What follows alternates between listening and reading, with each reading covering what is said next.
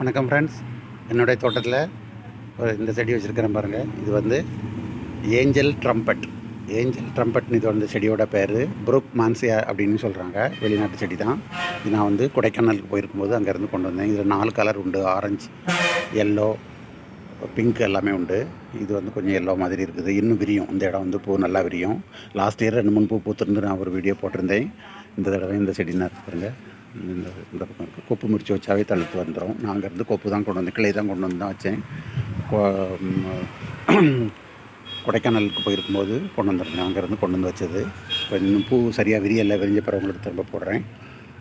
பேர் angel trumpet. இந்த செடி பேர். இந்த செடி நீங்கள் எங்கேயும் பார்த்துருக்கீங்களா? கொஞ்சம் ஊமத்தம்பூ மாடலில் இருக்கும். இயர்லி ஒன்ஸ் தான் பூக்கும்.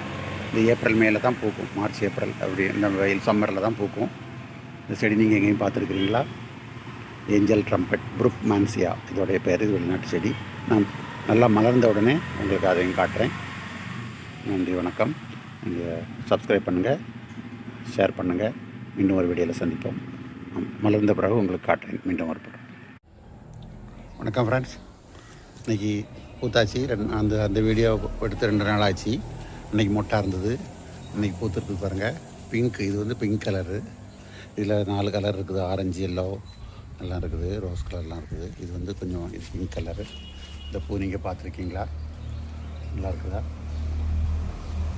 நல்லா அழகாக விரிஞ்சிருக்குது, மலர்ந்துருக்குது. இன்றைக்கி 2 பூ பூத்துருக்குது.